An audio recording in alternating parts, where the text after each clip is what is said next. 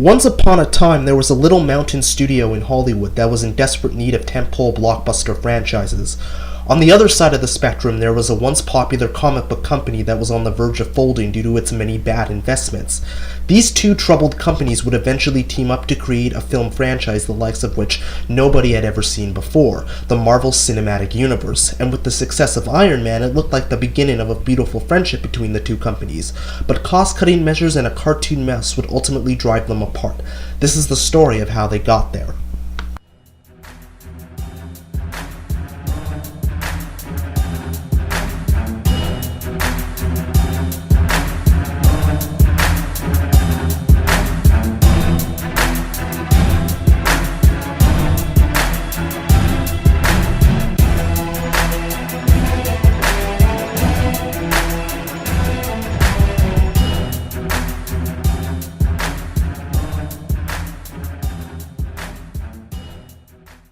In 1996, Marvel filed for Chapter 11 bankruptcy protection.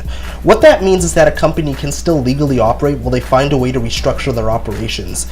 This was caused due to record-low comic book sales and trading cards that were about as worthless as Canadian Tire dollars.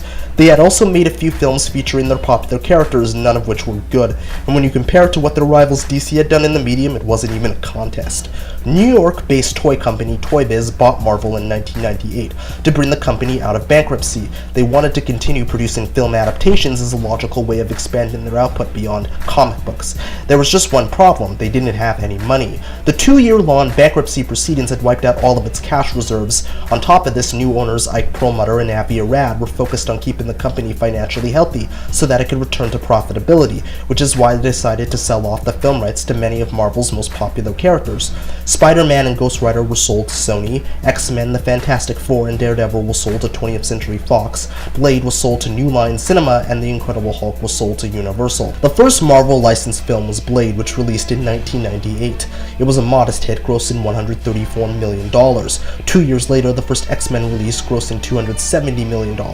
But the biggest hit of them all was 2002's Spider-Man, which grossed $821 million. The success of these three films caused a chain reaction that some people call the superhero boom. Studios started putting out superhero films left and right. Suddenly, overnight, it became one of the most popular and profitable genres in Hollywood, which to this day shows no signs of slowing down. These three films made millions for Time Warner, Fox, and Sony. The only one that wasn't benefiting from the success was Marvel itself. They barely made any money on these licensed films. To put into perspective just how little they made, the first two Spider-Man films grossed a collective $1.6 billion, and out of that, Marvel only made a paltry $62 million. Tired of playing second fiddle to the bigger studios, they put plans into motion to produce their own films as a wholly independent entity.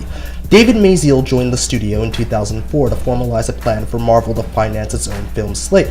They eventually ended up securing a $525 million financing deal with Merrill Lynch. To reflect this change in strategy, Marvel changed its corporate name from Marvel Enterprises to Marvel Entertainment. Maziel's plan came at the right time, as Captain America was almost licensed to Warner Brothers, and Thor, at this point, was licensed to Sony.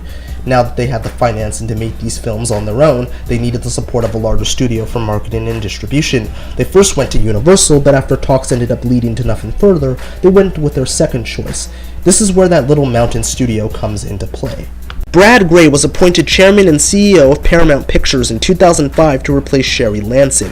One of his first priorities was to put Paramount in the tentpole franchise game, so when Avi Arad called him to make a deal, he accepted it without hesitation. Paramount signed an exclusive 7-year marketing and distribution deal with the newly formed Marvel Studios to form the Marvel Cinematic Universe, which is a shared universe of film franchises that all exist within the same continuity. The MCU's first release was 2008's Iron Man, and it was a phenomenon, releasing to overwhelmingly positive reviews and a worldwide gross of $585 million. It turned a B-list superhero into an A-lister and single-handedly revived the career of Robert Downey Jr. Paramount were so bullish after the success of Iron Man that they extended the distribution deal for another 5 films. Everything seemed wonderful for both sides until 2009, when everything came crashing down. Ike Perlmutter, who by this point had become Marvel's CEO, was looking to sell the company. Given their existing and fruitful relationship, Paramount got first dibs. You heard that correctly. Paramount had the opportunity opportunity to buy Marvel outright, but unfortunately it never materialized as former Viacom CEO Philippe Dauman refused to provide the funding to make it happen due to cost-cutting measures. At the time, Viacom was engaged in a nasty lawsuit with YouTube, the very website you're watching this video on right now, because people were uploading their content onto the site. The preceding legal battle put a huge drain on the company's finances, so naturally Dauman wanted to minimize risk and keep Viacom financially healthy, which is why Paramount was ordered to remain merely profitable, play it safe, and refrain from taking chances. This turned out to be a fatal decision that essentially cost the company billions of dollars. A few months later, Disney swooped in like an adult swiper and bought Marvel for $4 billion. So what happened? Marvel and the rest of their contemporaries revived Disney's sagging film division, which had been in dire straits and had suffered due to years of costly flops.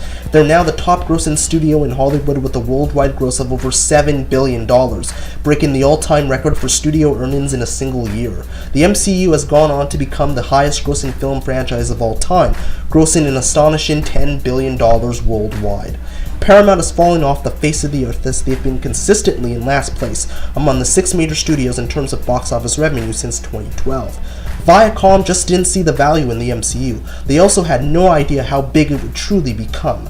And for this blunder, they missed out on staking their claim to one of the most lucrative film franchises ever.